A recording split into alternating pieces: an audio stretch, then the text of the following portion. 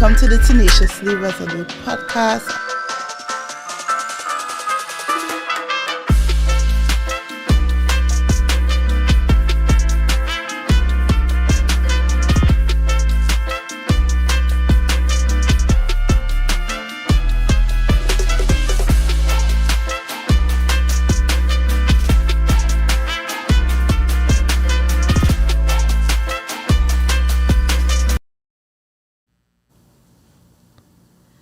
Hi and welcome guys. Welcome back to the Tenaciously Resolute podcast.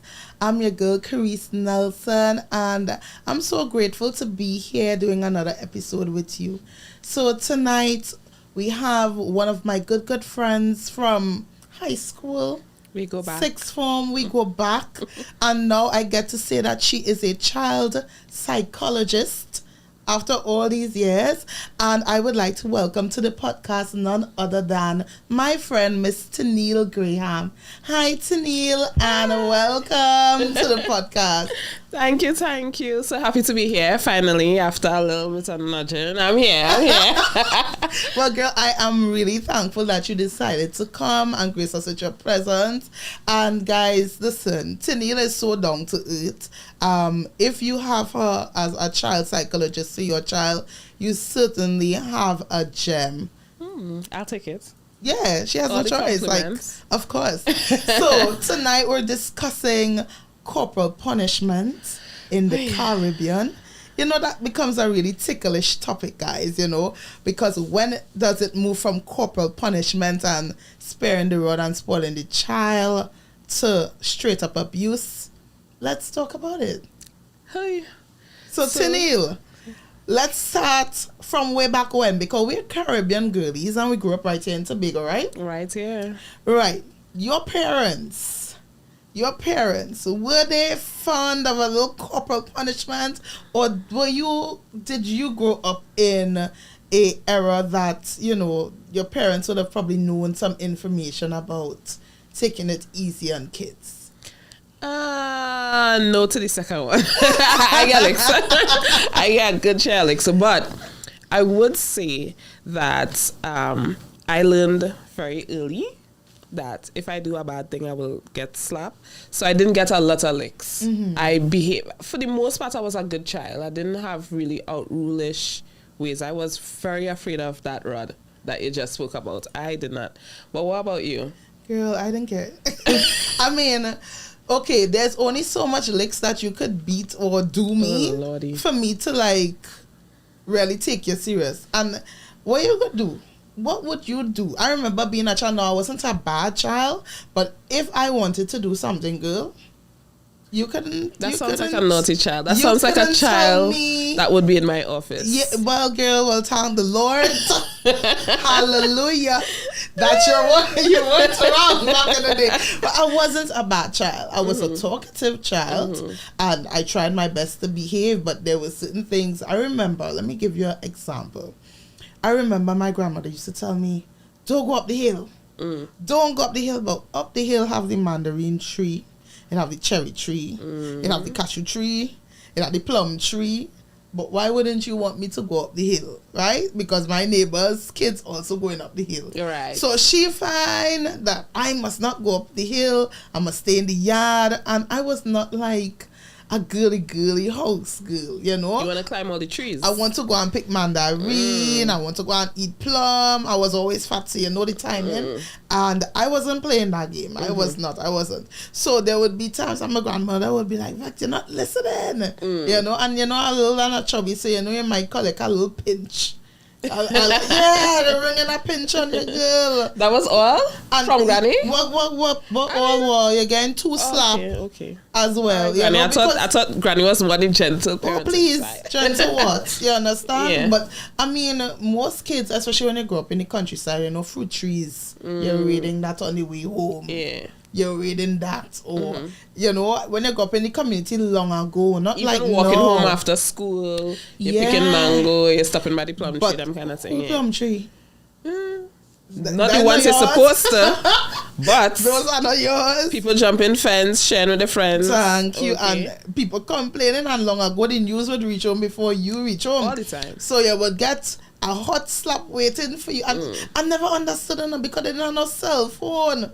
They didn't have no cell phone, but yet they know where you do up the road. Village news is fast. Even today, even in recent times, like I might do a bad drive. I might, nick one of my father's cars, and then still, he will hear it before I even reach home with the car, Oh my God. So it is what it is. These parents, their generation, I don't know what pigeons they have. I don't know, and you don't see no pigeon passing with no news, and I no have notes. the problem. I don't know. So I mean, back in the day was just a different time, and I don't think we ever heard of the term gentle parenting. I mean, children would have been running rampant. You have to be gentle with me. I think. Could you remember when it was announced that teachers would no longer be allowed to beat children? You remember how your classmates reacted? Yeah, everybody was happy. And you feel like you could get away with things now, and everybody was free, and it didn't matter anymore, You're disrupting so it was like, teachers. What you could do to me? What you could do to me now? So, but, I mean, let's be honest. Let's keep it a buck. Teachers still beating. Of course. Teachers still beating. Nobody could fool me. Yeah. Nobody could fool me. Nobody could fool me that there's not some form of version of reprimanding. Who going to report the teacher? Me? You? Yeah, but that's the thing, To me, like, when we're having these type of discussions, it's always corporal punishment until it's not, How far is the line? Where do you think that the line is drawn pertaining to this type of thing? Because we're in a circumstance that teachers are reporting extremely rowdy children, disruptive in classrooms, violent, cursing, aggressive. There's so many things popping up with the nation's youth. So if persons are going to be like, okay, I'm going to reprimand you in some way, shape or form, where does the line appear? Okay. So, you see, it's always tricky because it's not measurable. You can't say, well, from 0 to 3, you just hit them twice on their knuckles. From 3 to 5 this way, and teenagers, you hit them 5 times on their back and they'll behave. There is no rule book because it's not measurable. You can't do it. So my stance professionally is to stay away from hitting children. Whether you're a parent, a auntie, a uncle, a teacher, some policeman who's seen some rowdy children, stay away from hitting children.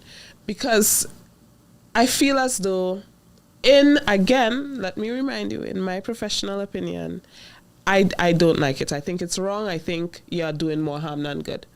And yes, I went through the generation where we was getting licks from everybody, from the principal to the neighbors to the bigger cousins who were allowed to reprimand you, all that, But I just do not think it is done well. A lot of persons cross the line, as you would say.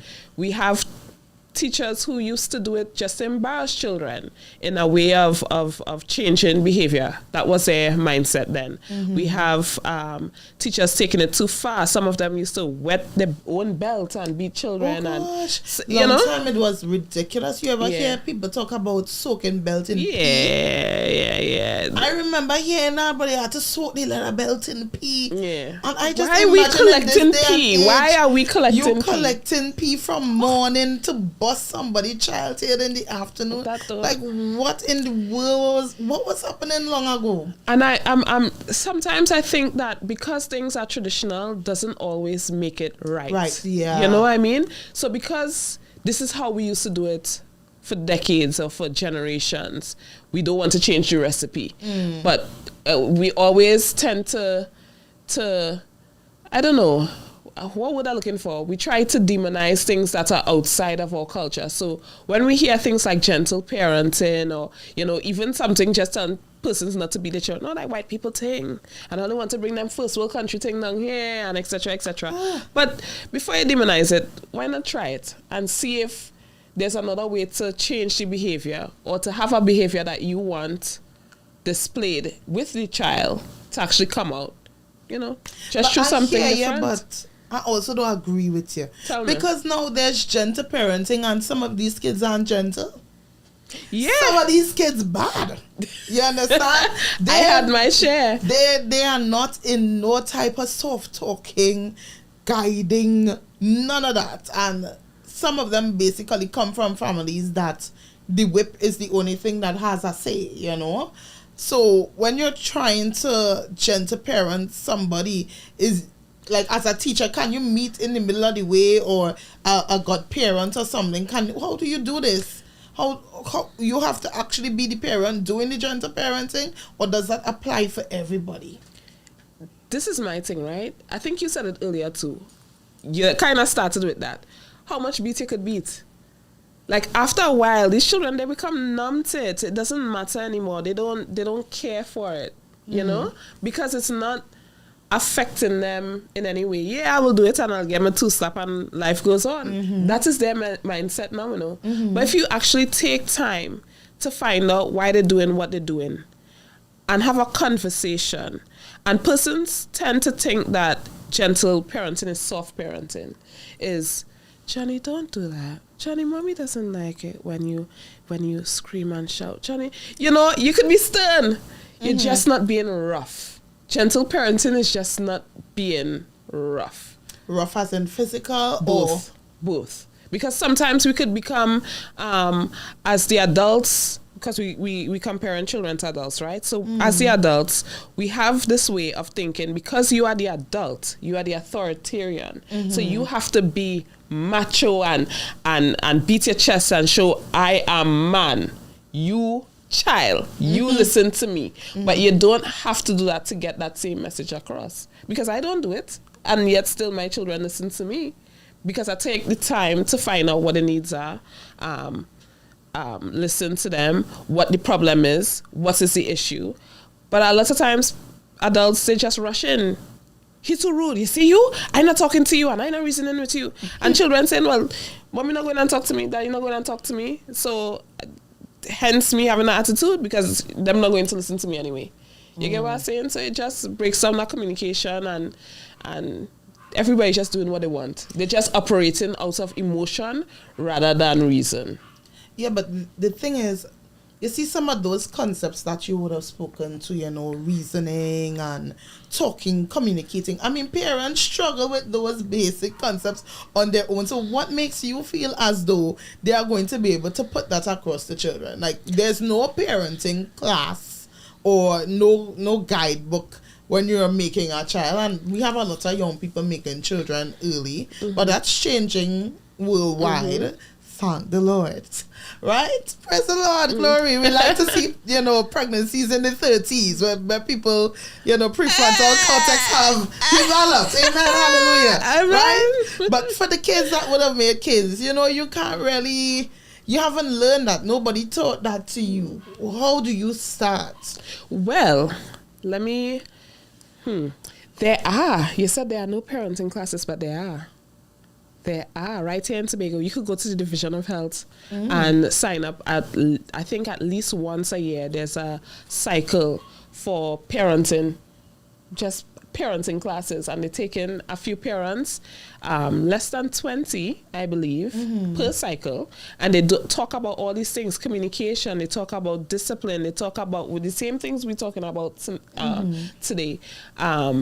Even dealing with their own emotions and stress, managing finances, substance use and abuse, all those things are handled in the parent. And you could also talk to me, Tyneille Graham, Child Psychologist. I work with parents as well, you know, help with some of the same topics that were mentioned. So just shameless plug. Yeah, clearly. Right. But take road and run it though.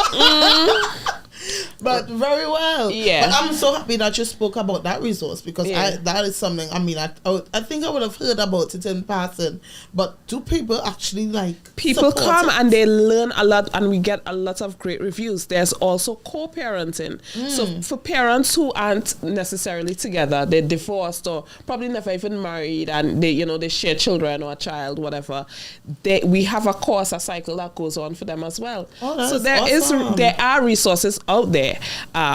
Probably we need to push it more for the public. Little further. Yeah, that's awesome. But the thing about it, that kind of jogged something in my mind. co-parenting. Yep. Because that changes the whole dynamic. Because what if I am a mom and I believe in corporal punishment? No, hypothetically speaking, because my babies, I don't think I'll be beating them, right?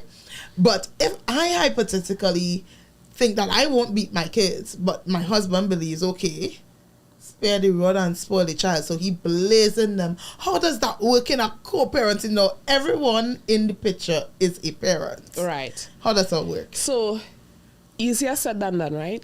We want parents to have one head, but that rarely the case. That is rarely the case.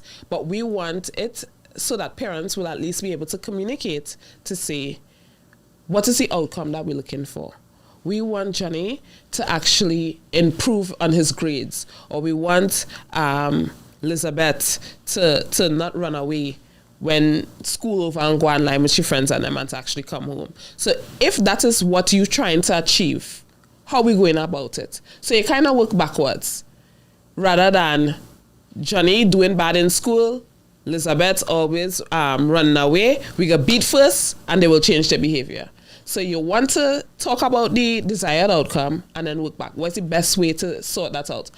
You as a mother, you could state, your solution to said problem. That is so that you might not always agree, but see if you could come on a common ground. Now, I know, and I'm not going to be ignorant to the fact that I am speaking in theory, but it does work. But sometimes parents, let me not say sometimes, a lot of times, a good majority I have seen with parents that I have dealt with personally, they let their own selfish conflict come in the way of parenting. So the relational conflict between them and their significant other or their ex. And let me tell you something. These children, they are very intelligent. Oh, and they manipulative. Oh, so them seeing that mommy and daddy at war, and they using that against you. You know they do that all the time. Yeah, all the time. Because they will come. I remember so distinctly, like watching a child being like, "Mommy, daddy said that I could do so." And because the mom don't want to talk to the dad, them in talking at all. Fine. Yeah. If that what he said, then don't bother me. This time she ain't double check on nothing, and the child laughing. My word. Yeah, that happens a lot, and this is the reason why we really, really want to push healthy communication with parents. Because what's that saying about the head and the tail? If the head ain't straight, what will happen to the tail? Something along that line.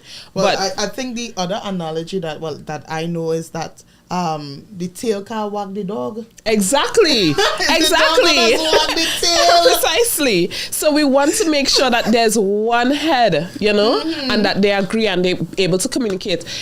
Things happen for whatever reason, or they fall out. Third parties who didn't have a job at the time. These things happen. This is life, unfortunately. I'm not saying, how it's supposed to go. But if you want to raise a healthy all-round child, a lot of times you have to put your own pride aside, put your own issues aside, and work what is in the best interest of the child.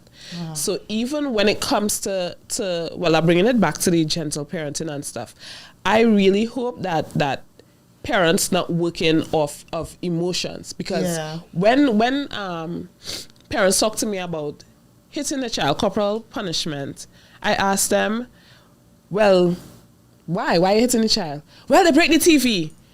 Yeah, I understand they break the TV, but why are you hitting the child? Because they break the... So you're angry. But when I reflect on how parents used to beat children a long time, every syllable they get, break the TV. So my God. Right, so you're hitting the child out of anger and frustration, not out to help them.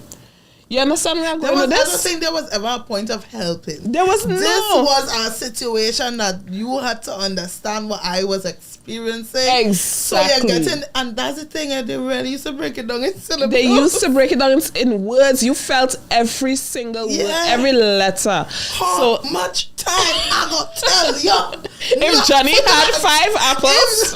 Girl, don't talk about if it's maths and they're trying to teach I don't understand. I think the worst I would have seen is like if someone isn't able to like solve or do schoolwork and then this child is coming to you. Yeah. And they asking you the question over and over, and the child not getting it, and poor, you don't know really how to direct this. That was child. me and my mother. It's licks. You understand? Because something had to give. Something has to give. From that realization, it is out of frustration, it is out of anger on the parents' part. It is not to help the child. So when you tell parents that, when I, get to talk to the parents and they realize they're not hitting because they want to help the child, even though they somehow convince themselves, I am doing this because I love you, I'm doing this to help you. No, it's because you're vexed. Let me call a spade a spade. Exactly. You're vexed, you're real upset. You're real vexed about that TV. Exactly. You vexed I leave that pipe on outside and we have no water in the tank today. Exactly. And you know how much money I had to go and spend now to replace it. So I could get that. But I always say, let the punishment match. Sorry, yes. Let the discipline match the action. Exactly. So let me use the tank and the pipe outside. Johnny left the pipe on and it was running. What do you think it will be a suitable punishment for Johnny from now on? Okay. If Johnny left the pipe on and running, Johnny will be journeying with us to go and get buckets full of water. Simple. So Johnny would not be having screen time. Yes. Johnny is going to be coming with an appropriate size bucket when we go in by the standpipe or by the neighbor. Yes. To get a bucket of water just like us. And you think after Johnny took so much buckets of water to make sure everybody in the family bathe, you think Johnny will do that again? Johnny ain't stand a chance in hell. And did you need to beat Johnny for that? No. You didn't need to beat Johnny for that. So there's different ways. And again, gentle parenting doesn't mean you have to be soft. So I think people think that, I'm using this case again, that the parent might say, well, Johnny, that was really bad. Don't do it again. And the parent now go out and fill the bucket by the standpipe for themselves. That's not what's happening. You have a stern reaction. This is not acceptable. You know what you were supposed to do. So because of that, this will be your punishment now. And because they know better, they don't want to be taught in water again, not next week. It's have game to play, they want the screen time, etc., etc. They will put in the work, and that behavior will not happen. Yeah. I am thinking now that you really have to be crafty about the ways that you punish children. Yeah, you have to be creative. Yeah. So it doesn't, because if everything, the reaction to it is a lash, you now have to think about what could be commensurate to what this child would have done. What exactly can I do that would drive home the point? Yeah. That this action that you take or would have taken probably wasn't the best course of action. Because sometimes, I don't know if you could recall times that you get licks and you can't remember what you get licks for. You can't remember. But you know the creative times when your parents say you do certain things, like maybe you what you call it? You spill some sugar and you didn't clean it up. Your mother might let you sit down and count every grain of sugar that you have to clean off the counter. And because of that, not to leave the sugar out. You will remember why you had to count the sugar grains. You understand what I'm saying? No, I understand that, but I'm wondering if 30 years from now, if we'll be paying the pedal for that. Because you're not going to let me end up in no home. Well, I don't want to, I don't want to be in a home either. I don't want to be in a man because either. I could just imagine it, right? Because it wouldn't be us on a set 30 years in the future, right? Or probably 50 years in the future if the good Lord give us strength. And you could remember when mommy that we count them grains and sugar, yes. But she was wicked. Yeah. Straight to the home. Yeah. What? I can't. Girl. It does happen, Yeah, but it's either one or the other. Because I think the central point is that we have to have some disciplinary measures. And I think on some level we have to reason with the children. Yeah. Because we can't be oblivious or assume that they're stupid, right? They know what they would have done. And there needs to be a conversation about actions having consequences or sometimes not consequences but positive outcomes. Yeah. So it's really up to you to choose which path you're going to take. Right. every action has a reaction. So that would either be, and I tell my children this all the time, it would either be a reward or a consequence. What do you want it to be? So you're jumping on my new furniture. You think you're going to be rewarded for that? No. There'll be a consequence. So you will not be sitting down on my new furniture for the next few days. You'll be in the dining room. I don't know how you're watching TV. You might have a stretch of us to watching TV, but you will not be on my new living room couch. So every action has a reaction. How you want that reaction to be depends on you.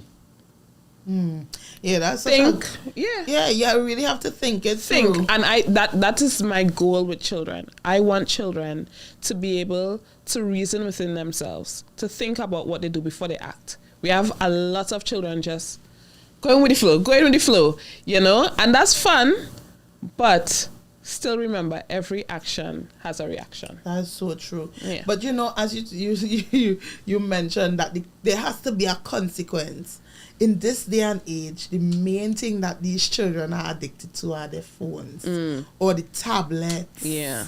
And I'm thinking that the consequence may have to fall along with what they like and what they desire. Yeah. Right? Yeah, there's some of that. Mm-hmm. Yeah, because if we're being really honest, a lot of these kids are addicted. You know, screen time is through the roof. If we're being very honest, a lot of our adults are very addicted. I'm addicted to my phone. I itch if it's not near me. I know if I left my phone in the car right now, I'd be, you know, that's scratchy. But it is what it is. Yeah, it is what it is. But, you know, we were supposed to be also talking about screen time and kids and whether that parenting style is better than the traditional parenting where kids will go outside and play and versus parents actively being parents as opposed to the device taking care of the kids. So as you were speaking about corporal punishment, it occurred to me, how could you punish a child for being on a device if you're not present? And if you're not present, where are you? You are on your device a lot of times. I've seen it. I go into family places. I'm going to friends places. Sometimes children are even around me and I'm on my phone. Everybody is locked into their phone to social networks that literally kind of isolate us, right? So we're not present. And you are your child's first role model. The reason why a lot of them are on their phones is because, one, you either tell them, or two, they see you on your device. Because children generally model behavior. They model, they mirror the behavior. So if it is that you constantly, this video, TikTok, look what this girl posts, that ugly dress, so, tweet this, post this on Facebook, update your Facebook, whatever. This child now is seeing you. Not necessarily consciously taking notes, but they are going to turn that behavior into their own. So they're going to internalize that and say, well, this is what I'm supposed to do. I'm supposed to be on my device. And sadly, they are becoming a lot more addicted than we are. A lot more. Yeah. We are losing the plot. I hate to see it. Girl, you know what occurred to me? The thing is, we're addicted to our devices now, and that's a fact for the large majority of us. Our screen time is through the roof. Bad. Right? But we were introduced to technology very late in our lives. Yeah. I mean, we had Nokia 2700, you know, snake. Yeah, what did we have? What did we have in Tetris? Tetris. Yeah, and computer with this monster running down the screen trying to eat you. Yeah, I love him. The slope. We were introduced to technology when we were probably in late high school, versioning into secondary school. But these children are introduced to technology in the womb. From they're hearing you and sometimes chatting and seeing you with this bright phone in their eyes from they don't. There's a child I saw. This was quite a few years ago, and I don't know why it stuck with me. They were able to. They can't read because they were like a year old or less than, but because they know what the buttons, what action the buttons did. They were able to go on YouTube, pull up Coco Melon for themselves, unlock the phone, put in the pattern for the password. How? That blew my mind. Somebody home right now holding their chest because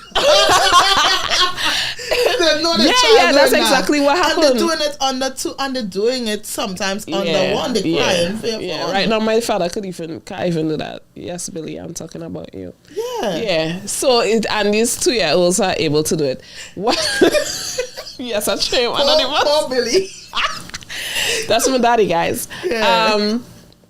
It's very, very sad. And even I work for a NGO called Yahweh Foundation, and we do a lot of circle up, and we like to talk about a good thing that happened and a not so good thing that happened, right? We don't use the word bad. And a lot of the times the children, what is one good thing that happened to you this week? We didn't have school, so I stay up all night and I watch TV. Okay, next child. What was one good thing that happened to you this week? I reach a new level in this game that I'm playing. Mm-hmm. You know? Roblox. Mm-hmm. You know, that's a new thing. Yeah. Or mommy buy me a tablet. Everything is, did you go outside? No, for what? It's nothing to do outside. So they don't even know how to play outside. Yeah. Where we were taking chalk and creating boxes and hopscotch and moral and all those things. They don't know. But Tyneille, that has to do some sort of damage. I mean, this technology consistently, all the time around the clock, as they get up, is TV, is phone, is right through the day. What is the impact of that on children? Girl, where to start? Well, I know physically, because you are watching TV or on your phone, you're immobile. So you're not moving. So more sedentary children. Right. So then we have that lead into obesity, and, you know, there's a reason why a long time, even our parents' generation was skinny, you know, because they was outside. And they were walking everywhere. We talk about being outside and outside. We not outside. Them was outside for reals. And so that is number one. Number two, that constant screen on your eyes. We have children going earlier for glasses and having thicker lenses than me.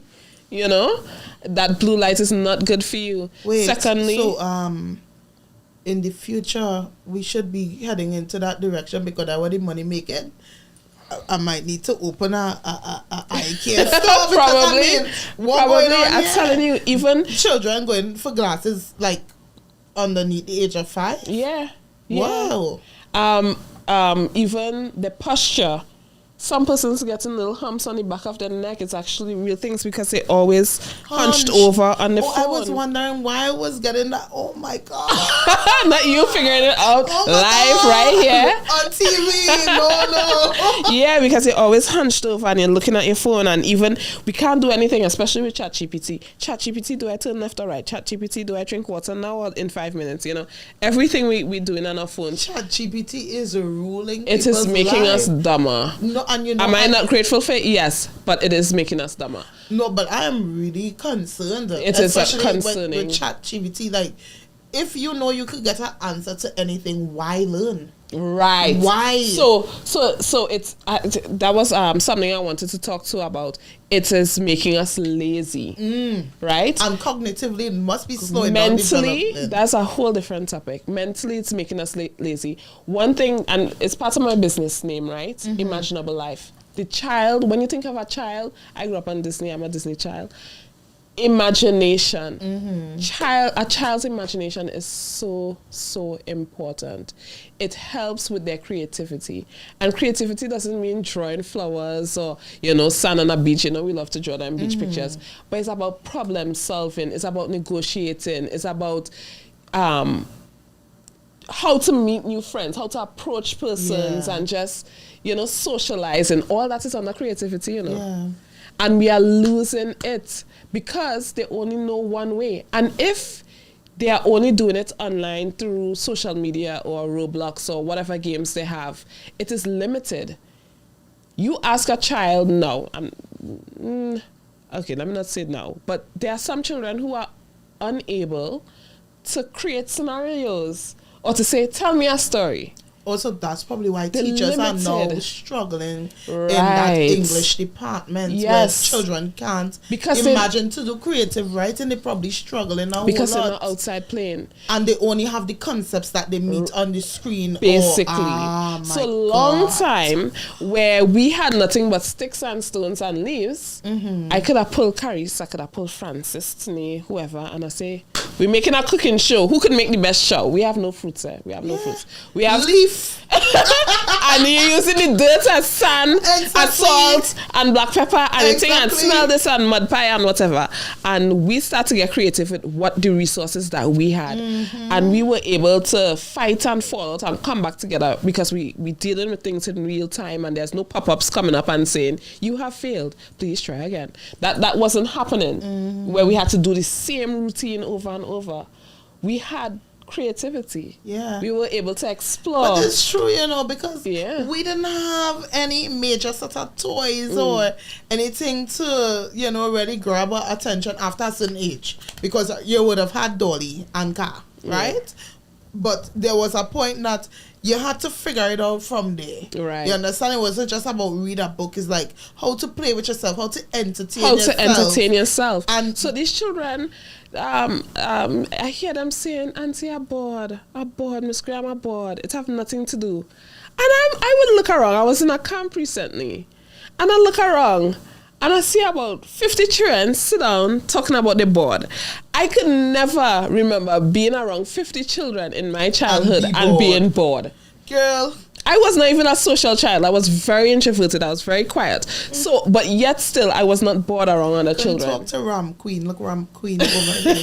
I would be ramping and running and disrupted. Somebody must. We need one more person to come and play moral. We need one more person to this. Somebody slapping your hard. Feel how hot it's going to be. Mother duck, mother goose. Where's the game again? Me didn't even know. There's a brown girl in a ring. All those things that was happening. Yeah, like we were fine. Imagine I have to be teaching children in 2025 in the river on the bank. The river is the river. The bank is. I don't know why we have this, but that's the rules of the game. Yeah, you kind of go there, you know. I could just imagine. So you're saying the children have regressed? Yes, and COVID didn't help because they didn't even have their cousins or the neighbors to go and socialize with. So even more so. And not even the parents, because the parents have to work. Oh my God. Yeah. And play is so important for Play children and so for them to learn, like. Yeah. It's That's how they make sense of the world. Exactly. Yeah. Oh my goodness. Yep. This is so unfortunate. Yeah. What are we gonna So do? this screen time, parents, you all have to do Unplug something. and kick them and put them outside. Tell them when the sun goes on and the lights come on, head back inside. Not even for water. Let them drink by the same pipe that Johnny had to tote in the buckets from. Yeah, but I mean, teachers use these devices now to bring the lessons and the homework. So I think that there has to be some sort of balancing act. Of course. Yeah. Naturally. Of course it has to have balance. Even for me, I have logged out of my social, not all. I'm still on TikTok. That's one hard cookie to crack. But that's what the true addiction is. I think my Facebook, cocaine. my Twitter, my Twitter and my Instagram is currently, I'm logged out. I didn't disable it because the amount of social media I was consuming every day was so unhealthy. It was just not well for me. So I don't want to ever be in a place where I have to be dependent on it. I should be able to comfortably say, my phone, unless it's WhatsApp and my email and it ringing, I don't need no other app. I want to be able to comfortably live a week like that. We've become way too dependent on our social media. Parents and kids alike. Yeah. You know, that's a really important point that you've made. Because I'm thinking in my personal life, I mean, I left my car, my phone. Yeah, that's why I use that example. One of my phones in the car, and you saw me scrambling around the set looking like, where is my... This is one of them. I left the other one. Now we can't even live with one phone. Yeah, I left the other one and I was scrambling looking for it. Yeah.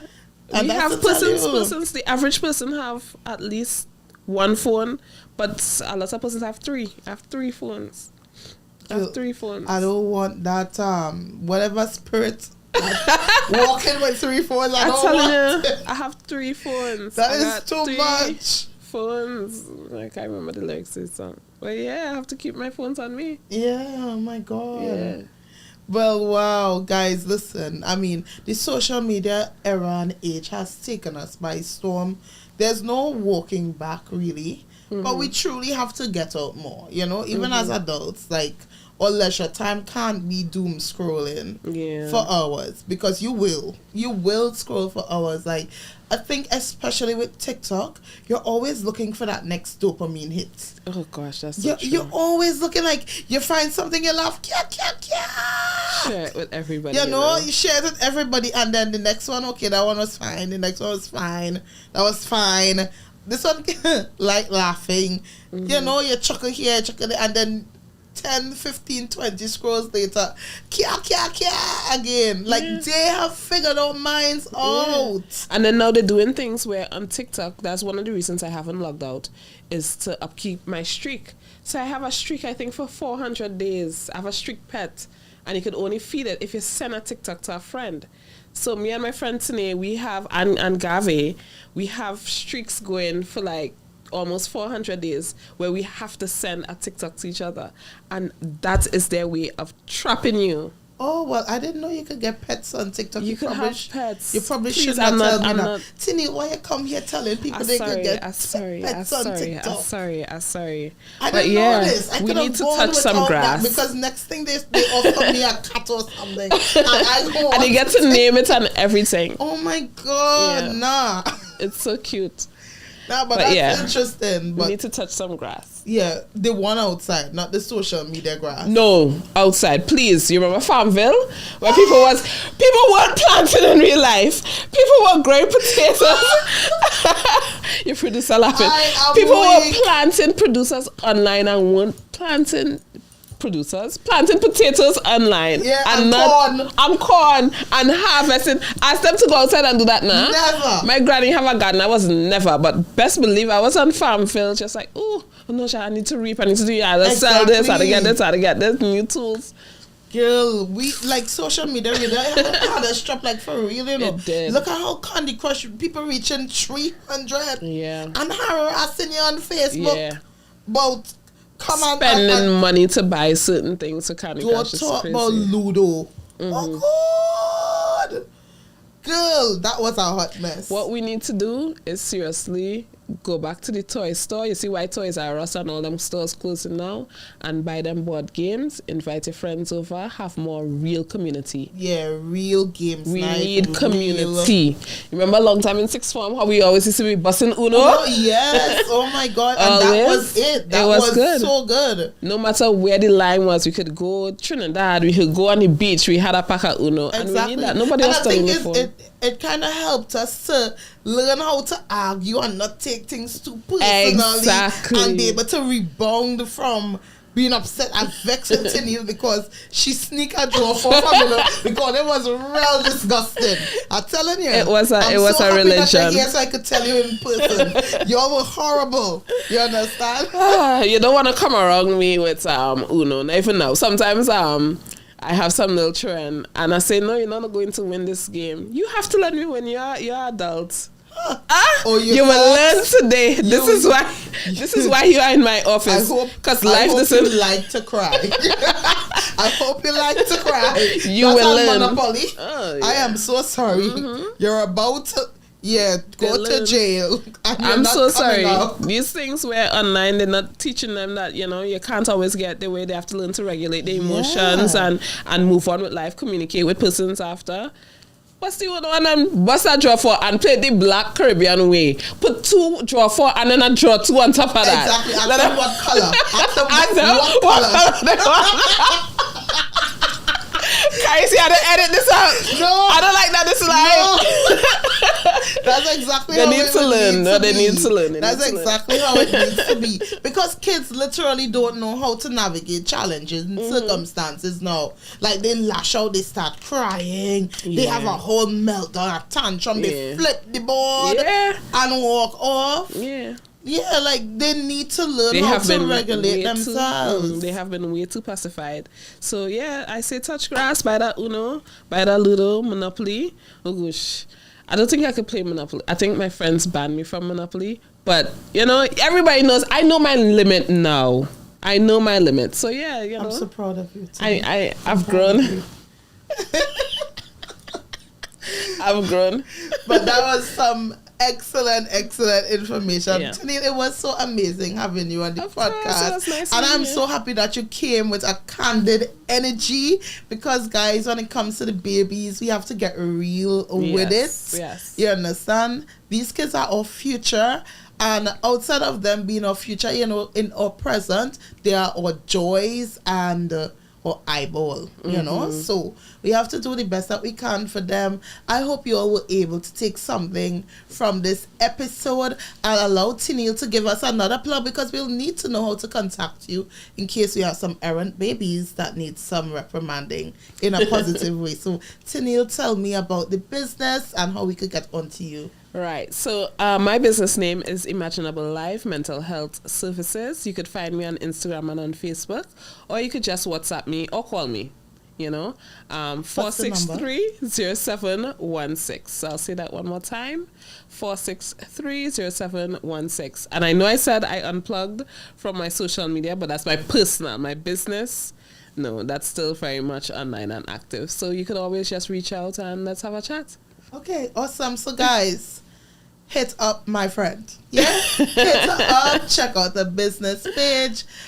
Call her if you all have any questions. Guys, this was another fantastic episode here at the Tenaciously Resolute podcast. From me to you, I usually tell you, have a tenaciously resolute week in all that you do. Ensure to stand up for the things that you believe in and do it with all your might, okay? So guys, I hope that you have a positive week ahead and see you on Friday. Take care and bye-bye. Bye.